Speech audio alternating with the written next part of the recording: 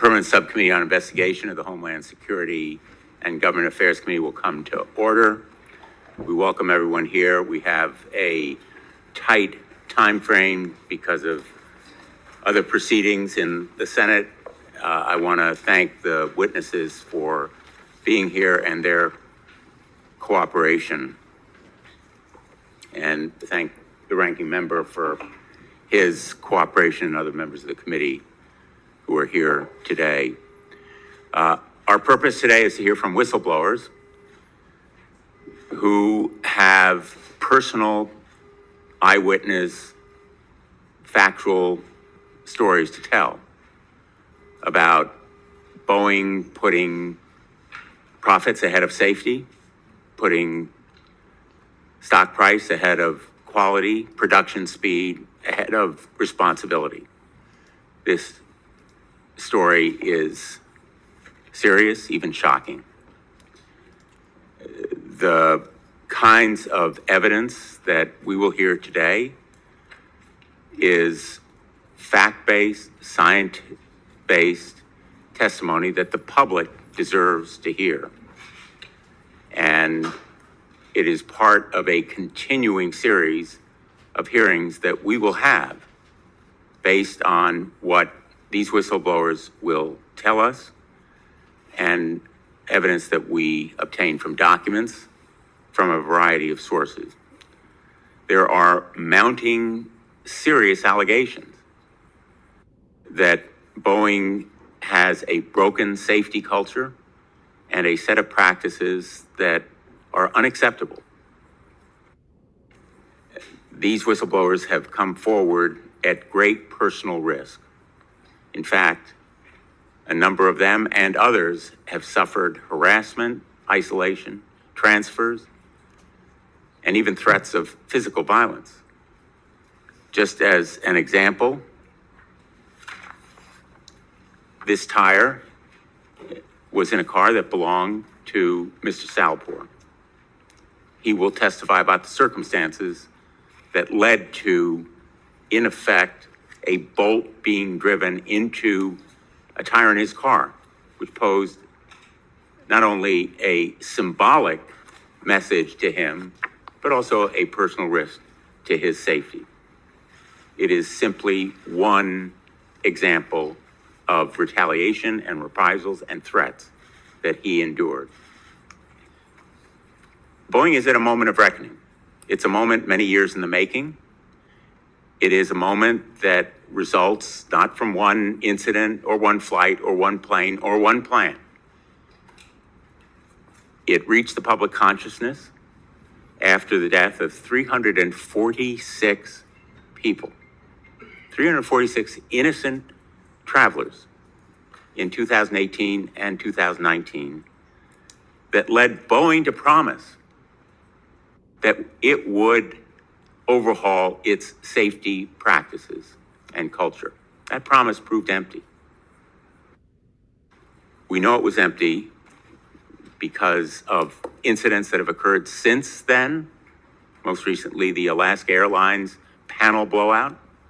We know it was empty because the FAA itself audited Boeing's production and manufacturing and in March concluded, quote, non-compliance issues in Boeing's manufacturing process control, parts handling and storage, and product control, end quote, were prevalent. I want to welcome particularly Sam Salpour, who came to us because of the gravity of his concerns and because of what happened to him when he tried to raise these concerns to Boeing's management, not once, twice, but consistently and constantly over a period of years. And as a result, he was isolated, transferred, even threatened for refusing to stay silent. What Boeing did was, in effect, try to silence him, conceal and cover up the facts that he was trying to bring to their attention about basic defects in manufacturing, the failure to properly fuse fuselage parts, the kind of concerns that led to the blowout of that panel on the Alaska Airlines flight. In the wake of the 737 MAX crashes, many current and former Boeing and FAA officials, like Ed Pearson and Joe Jacobson, both of whom are with us today, came forward to raise those kinds of concern about safety culture at Boeing. And tragically, last month, John Barnett, a former Boeing quality control manager in South Carolina, who became a whistleblower, committed suicide after alleging that managers had been pressuring workers not to document defects and properly address safety risks. Since this hearing was announced, our subcommittee has received outreach from other individuals affiliated with Boeing who have contacted us to voice their concerns. For example, a former Boeing South Carolina manager wrote to us with examples of what he described as, quote, culture of shortcuts, pressure, and hostility that he experienced while working at Boeing between 2009 and 2020. Another Boeing mechanic who asked to remain anonymous wrote to us and said, quote, the Boeing South Carolina plant was run by a good old boy network that played by their own rules. When we raised concerns that the work was not in accordance with the process and procedures, we were ordered to just do it and told there were hundreds of others waiting in line outside the gate wanting our jobs. I'm going to ask without objection that these two letters be entered into the record. The outreach that we've received, important and serious contacts with substantive information in just the last few days, suggests that there may be others out there who live in fear, like Mr. Salapur, like John Barnett, and they have witnessed the shortcuts or defects that could lead to the next tragedy. And their coming forward may help prevent it. To Mr. Salapur, to Mr. Pearson, to Mr. Jacobson, and others who have come forward and will come forward in the future, I just want to say thank you. Thank you for your courage. Thank you for speaking truth to power in the best sense of that word. Thank you for facing down one of the most powerful companies in the world. We intend to uncover what has enabled the culture of safety disregard to exist so that we can change it for good. To create a genuine and comprehensive culture of safety, Boeing must create workplace conditions where everyone feels comfortable reporting quality and safety concerns, even in situations where concerns turn out to be unfounded, even where the complaints are mistaken. Boeing's culture must be one where employees are encouraged to speak up. Boeing is fortunate to have one of the most skilled, competent, honest, dedicated workforces in the world. The United States is fortunate to have them working at Boeing. They deserve to be rewarded, not punished, for doing their job properly and speaking up when it's appropriate. Fortunately for Boeing and for passengers around the world, this moment of reckoning and the changes that must follow can still happen before any more lives are lost. Our committee has initiated a bipartisan inquiry. We expect both Boeing and the FAA to fully cooperate and appear before our committee. Today's hearing, as I mentioned earlier, is the first of several we intend to hold to get to the bottom of Boeing's broken safety culture. We expect Boeing's CEO to appear before us to tell the American people why the promises made 5 years ago by this company have not been fulfilled. I don't want anyone to mistake our objectives here. Our goal is not to drive Boeing to fail. In fact, just the opposite. We want and need Boeing to succeed. It is a company that once was preeminent in engineering and safety. We want to restore the luster of that reputation and its business, which have been so sadly battered.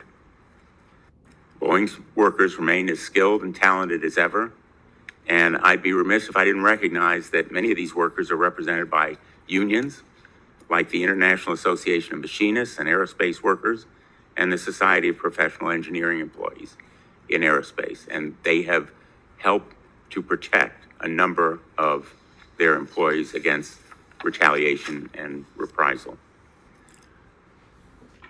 We want Boeing to learn from its mistakes and be accountable. We want the Department of Justice to take this evidence and other facts that it has obtained to examine the deferred prosecution agreement, whether conditions of that agreement have been violated, whether criminal prosecution is appropriate. I'm not jumping to conclusions. I'm a former prosecutor.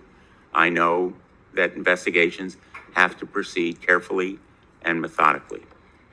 But these investigations are important to accountability. Again, thank you to the witnesses for being here today, and I turn now to the ranking member. I also want to start by thanking our witnesses, your courage in coming forward as whistleblowers. I want to underscore what you did say, that this is we all want Boeing to succeed. I would ask that my written opening statement be entered in the record. Prior to this hearing, I talked to stakeholders. I talked to airlines, your Boeing's customers. I talked to Boeing representatives. It was a overall theme that everybody wants Boeing to succeed. We need them to succeed because as a traveling public, we want to feel safe in the air. And I think I entered this investigation acknowledging the fact that airline travel is still probably the safest way to travel. It's what I keep telling myself when I hop on an airplane, and even when I hop on a 737 MAX, it's been taken care of. We need more whistleblowers, not only in Boeing, but we need them in the airline, in their maintenance departments. We need whistleblowers from the FAA. This is a very complex business. They're complex products. It's a complex problem. And so I appreciate this hearing. I'm a little concerned. What I don't want this committee to do is scare the you-know-what out of the American public.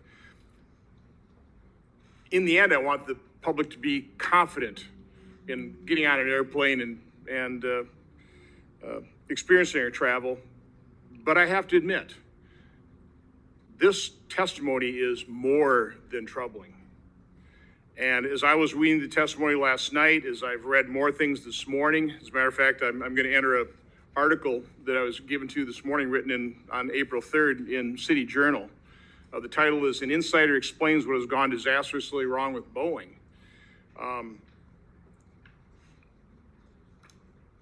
We have to be concerned about what's happening. And we've got to get to the bottom of this. This is going to take a lot of work. This is going to take a lot of investigation. And again, we need to hold these hearings, but we need to do the detailed work, and we need more information. We need people coming forward on all sides, okay? But I do want to just quote from this article. It's an interview with an insider, a whistleblower that's not coming public. But he tells a story of elite dysfunction, financial abstraction, and DEI bureaucracy that has poisoned the culture, creating a sense of profound alienation between the people who occupy the executive suite and those who build airplanes. Goes on, right now, we have an executive council running the company, Boeing, that is all outsiders. The current CEO is a General Electric guy, as is the CFO whom we brought in. We have a completely new HR leader with no background at Boeing. The head of our commercial airplanes unit in Seattle, who was fired last week, was one of the last engineers in the executive council. The headquarters in Arlington is empty. Nobody lives there. This is an empty executive suite. The CEO lives in New Hampshire. The CFO lives in Connecticut. The head of HR lives in Orlando. We just instituted a policy that everyone has to come to work 5 days a week except the executive council, which can use private jets to travel to meetings. And that is the story. It's a company that is under caretakers. It's not under owners, and it's not under people who love airlines. In this business, the workforce knows if you love the thing you are building, or if it's just another set of assets to you. At some point, you cannot recover that process, or recover with process. You cannot recover with process what you have lost with love.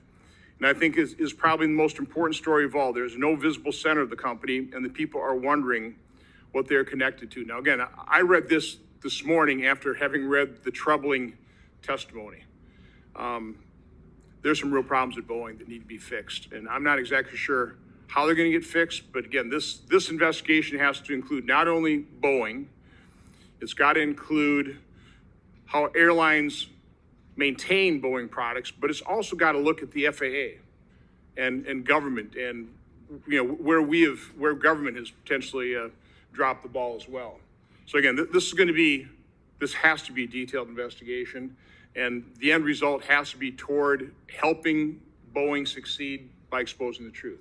So again, I appreciate the hearing, and I'm looking forward to the witnesses, and again, thank them for their participation. Thank you very much, Senator Johnson. I think you've heard bipartisan accord on the direction we're going to take, and I want to introduce the witnesses for today's hearing. Sam Salapur, current quality engineer at Boeing, is a person with 4 decades of aerospace experience, including work as an aerospace engineer for a NASA contractor and 17 years as an engineer at Boeing. In his role at Boeing, he monitors production, analyzes defects, and develops strategies to prevent the kinds of incidents that we've seen from reoccurring. Mr. Salapur has come forward to our subcommittee after documenting years of safety concerns while working on the 777 and the 787 aircraft. Ed Pearson, Executive Director of the Foundation for Aviation Safety and a former Boeing manager. Mr. Pearson is a former senior manager and the current executive director of the Foundation for Aviation Safety. He spent 10 years at Boeing and oversaw teams who manufactured Boeing's 737 MAX airplanes. Prior to joining Boeing, Mr. Pearson spent over 30 years in the United States Navy. I believe you're a graduate of the Naval Academy. Joe Jacobson. Mr. Jacobson is a safety and aerospace engineer who spent more than 25 years at the FAA. He retired in 2021. Prior to joining the FAA, he was an engineer at Boeing for 11 years. He now serves as a technical advisor to the Foundation for Aviation Safety. Dr. Sean Pruchnicki. He has a PhD. He's a professional practice assistant professor for integrated systems engineering at Ohio State University. He is also an aviation safety consultant. He has served as an aviation accident investigator, and he's a former commercial airline pilot. As is our custom, I will swear you in, and then we'll hear your individual testimony. If you would please rise. Do you swear that the testimony you're about to give is the truth, the whole truth, and nothing but the truth? So help you God. Thank you. Mr. Salapur, you may begin. Thank you. Chairman Blumenthal, Ranking Member Johnson, and the honorable members of the subcommittee. Thank you for convening this hearing. My name is Sam Salapur, and I'm a quality engineer at the Boeing. I have over 40 years of experience as an engineer. I'm not here today because I want to be here. I'm here today because I felt that I must come forward because I do not want to see another 787. I do not want to see 787 or 777 crash. I have serious concerns about the safety of the 787 and 777 aircraft, and I'm willing to take on professional risk to talk about them. First, little bit about me. I came to the United States in 1973 and got a mechanical engineering degree from University of Missouri, where Senator Hawley is from. After that, I worked for companies that they were involved in the space shuttle. I had a friend, engineer, that worked on the space shuttle. He was always complaining about the quality of the O-rings that we had in the space shuttle Sauraraka boosters. He was scared that they might fail.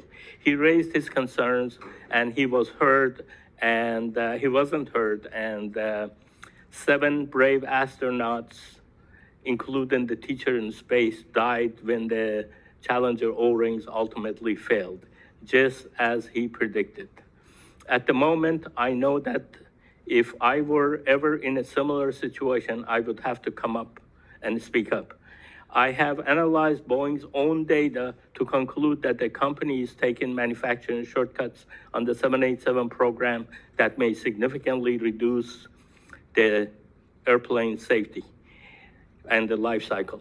Since 2013, there have been serious issues on the 787 program, not properly closing thousands of gaps in its assembly of the fuselage on major joints.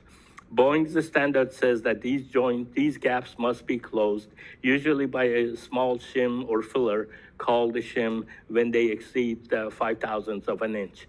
This seems very small. Boeing's PR team like to call it the width of a human hair when you are operating at 35,000 feet.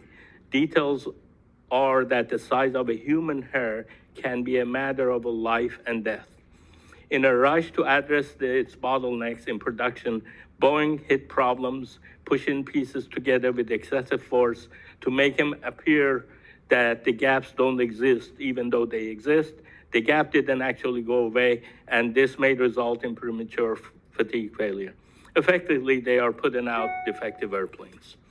I repeatedly produced reports for my supervisors and Boeing management demonstrating that the gaps in the 787 not being properly measured or shimmed in 2 major joints of the 787. Evaluating from the 29 inspected airplane data, I found gaps exceeding the specification that were not properly addressed 98.7% of the time. I want to repeat that. 98.7% of the time, the gaps that they were supposed to be shimmed, they were not shimmed.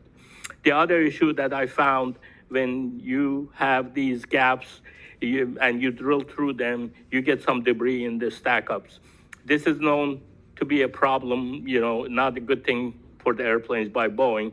But Boeing data also, from the inspection of the data, shows that the debris ended up in the gaps 80% of the time. Again, you have debris in the gaps 80% of the time. I want to make clear that I have raised these issues over 3 years. I was ignored. I was told not to create delays. I was told, frankly, to shut up. At one point, Boeing management got sick of me and raising these issues and moved me out of the 787 program into the 777 program. On the 777 program, I found problems. Again, I found that Boeing started a new process to build the airplane without taking into the consideration of the design of the airplane and how the airplane was designed. As a result, I witnessed severe misalignment when the planes were assembled. Boeing manufacturing used unmeasured and unlimited amount of force to correct the misalignment. And this also weakens the airplane in the long run.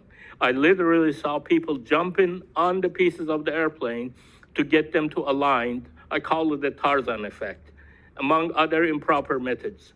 Again, I raised concerns internally. I was sidelined. I was told to shut up. I received physical threats.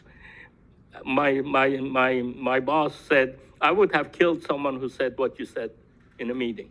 And then This is not a safety culture when you get threatened by bringing issues of safety concerns. I hope that your work on this issue signals to Boeing that they must make real changes and get back to building their airplane safely. I'll be more than happy to answer your questions. Thank you very much, Mrs. Salapur. Mr. Pearson. Chair Blumenthal, Ranking Member Johnson, distinguished members of the committee, good morning. Thank you for inviting me today. My name is Ed Pearson. My father was a Washington, D.C. homicide detective, and my mom was a nurse. I learned the importance of telling the truth from them, my teachers and coaches, and this was reinforced at the Naval Academy. The military, like all high-hazard jobs, demands that people tell the truth and admit their mistakes, because if you don't, people will die.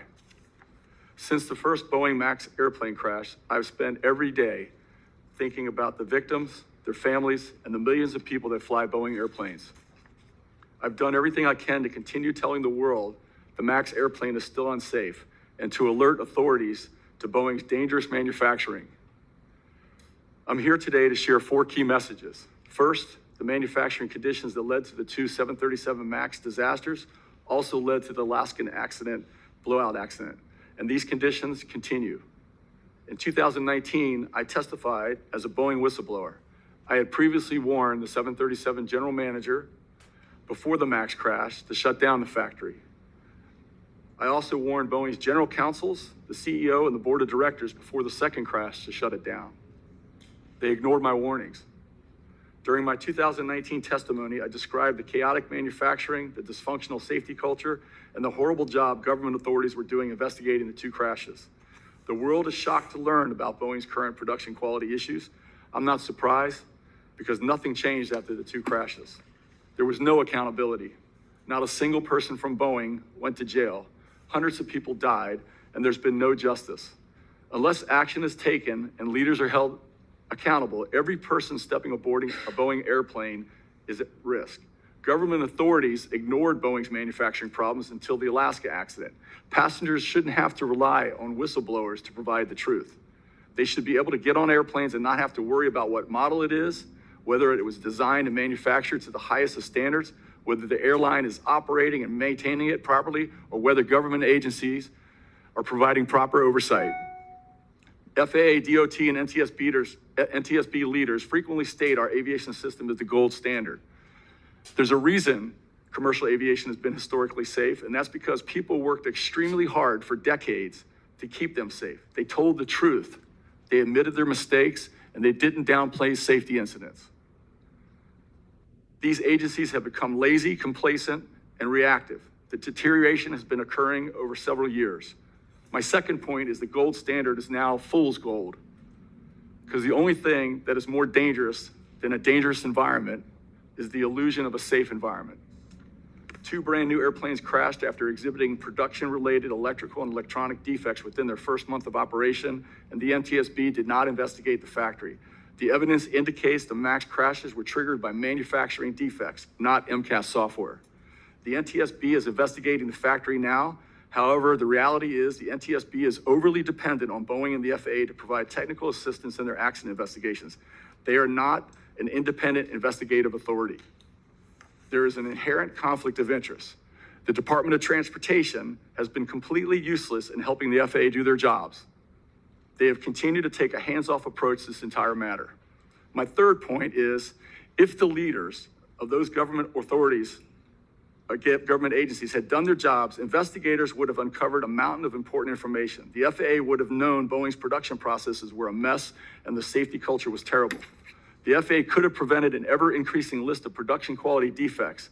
Instead, they're surprised each time it occurs, showing how ineffective and reactive their oversight has become. Just last month, the FAA reported on uncommanded rolls of MAX airplanes due to wiring that is being chafed. Boeing and the FAA have known about these manufacturing defects for more than 2 years and did not inform the public about this potentially catastrophic condition. There are also Canadian reports of new MAX airplanes with chafed wire bundles containing burn marks and evidence of electrical arcing. Boeing routinely states that their airplanes meet or exceed all safety standards. This is untrue, and misrepresents the safety of the airplanes. The company illegally removed thousands of quality control inspections on individual airplanes without the FAA's knowledge and without the knowledge of the airlines. Although many of these inspections have been reinstated, hundreds of airplanes have left Boeing factories without those thousands of inspections. My last point is the Department of Justice and FBI relied on the slanted results of the first MAX accident investigation to develop an illegal and unjust deferred prosecution agreement. The NTSB chair reiterated to Congress last week that Boeing has said there are no records documenting the removal of the Alaska Airlines door. I'm not going to sugarcoat this. This is a criminal cover-up. Records do in fact exist. I know this because I've personally passed them to the FBI. A 5-minute testimony is not nearly enough time to explain how insidious this story is.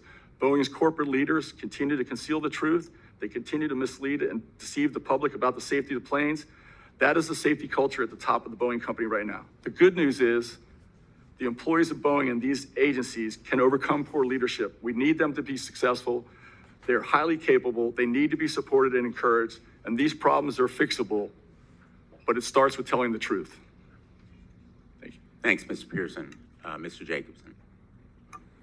Thank you, Senators.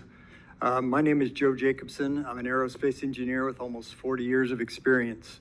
I worked for Boeing from 1984 to 1995 on the 767 and 777 programs. From 1995 to 2021, I worked in aircraft certification at the FAA. I retired from the FAA in 2021 and have been volunteering as an independent aviation safety advocate since, mostly in support of the ET-302 families. On November 6, 2018, a week after the Lion Air 610 crash, I received an email from a colleague asking if we had done any issue papers on MCAS. This was the first day that I heard about MCAS. The next day, although not assigned to the crash investigation, I received an email from a colleague at the FAA, which contained flight data recorder information from the Lion Air crash. It was immediately obvious to me that the 737 MAX had a serious design flaw. I saw that the horizontal stabilizer was repeatedly moving at a high rate because of a faulty angle of attack input.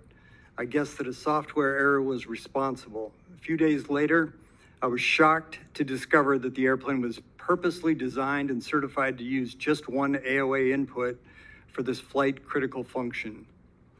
When the House report was released in September of 2020, I finally understood why I hadn't known about MCAS. Boeing meeting minutes from June 2013 recorded the reason, saying, if we emphasize MCAS as a new function, there may be a greater certification and training impact. Boeing intentionally hid the design from FAA engineers and airline pilots. Had we known, at least a half dozen experienced FAA engineers in the Seattle office would have immediately rejected the original MCAS design. Boeing concealment led to 2 crashes and 346 deaths. After working on the recertification of the MAX after the second crash, I sent a letter to the parents of Samia Stumo shortly before my retirement in March of 2021. I saw their anger and grief and wanted them to know the true story and not the false narrative presented by Boeing and FAA. Over the last 3 years, Samia's parents have connected me with many other crash families. I frequently communicate with the devastated people who have lost loved ones in the ET-302 crash. I've heard many inspiring stories about those who were lost. Stories about Samia, Mick, Camille, Melvin, Bennett, Danielle, Graziella, and others. The recertification of the MAX has been characterized as the most comprehensive in the history of aviation. This is also a false narrative.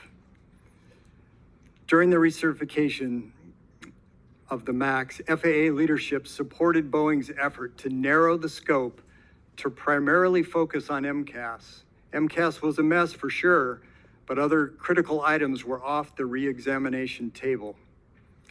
The MAX crew alerting system doesn't meet current design requirements, and by my count, the old standard has contributed to 8 fatal crashes of Boeing aircraft and 885 deaths since 1996. Despite this dismal safety record, in July 2022, Boeing Chief Safety Officer Mike Delaney stated, "I personally have no belief that there's any value in changing the 737. CEO Dave Calhoun lobbied further and said, "This is a risk I'm willing to take. If I lose the fight, I lose the fight." Boeing lobbying efforts ultimately succeeded. The grandfathered design of this MAX leaves many vulnerabilities. When combined with the failure to investigate the manufacturing chaos identified nearly 6 years ago by Ed Pearson, this has led to a predictable but still shocking list of unsafe conditions. I've spent almost 40 years studying and trying to eliminate aviation accidents. Ignoring problems, taking shortcuts, and deceiving the public just leads to more crashes.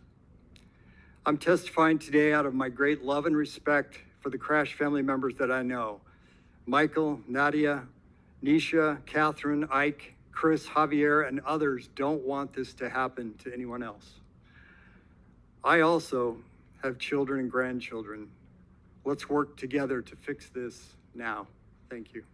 Thanks, Mr. Pearson. Mr. Puczynski, Professor. Chairman Bartholomew, Ranking Member Johnson, and members of the committee, good morning, and thank you for the opportunity to testify today.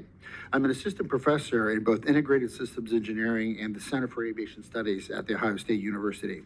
Prior to teaching at Ohio State, I was an airline pilot. During my time teaching at the university, I earned my PhD in Cognitive Systems Engineering.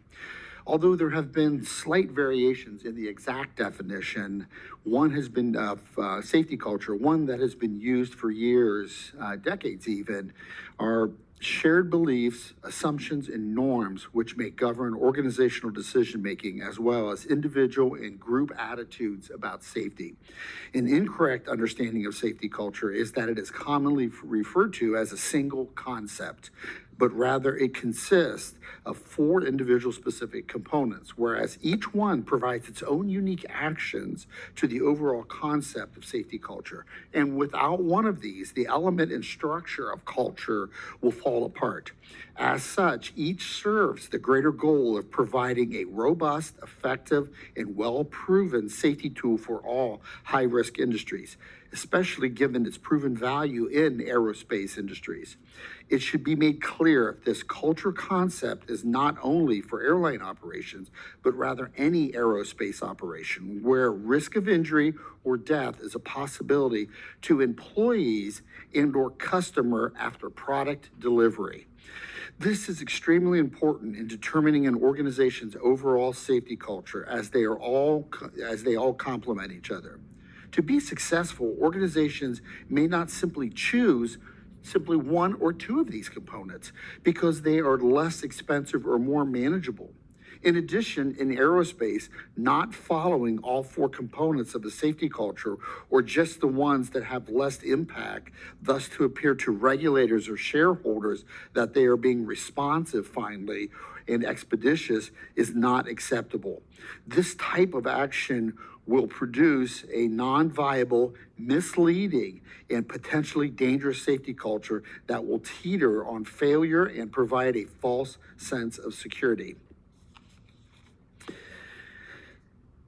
Let me be clear. When you try to increase productivity without the needed resources and being guided by poor management with only financial focus and the lack of assembly line inspectors, you are always borrowing from safety. You cannot have both. And case in point, this is where we see events like the door blowout with Alaska Airlines. NASA learned the hard way many decades ago, and other organizations, aerospace organizations, have as well, with their new plan to operate when they decided they were going to operate faster, better, and cheaper. And it failed horribly. They learned that you can only have 2 of the 3, never all 3 at the same time, or accidents will happen. When we examine these 4 components of what constructs a safety culture, it appears that Boeing has none of them under control, and there is no evidence that this trend is in fact reversing.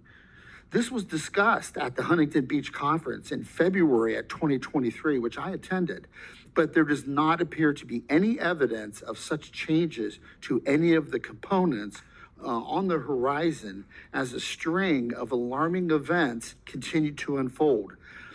In the safety engineering work, we call these precursors to accidents. And I have never in my decades of aerospace safety work seen so many continuing to arrive one after another. Where is the safety accountability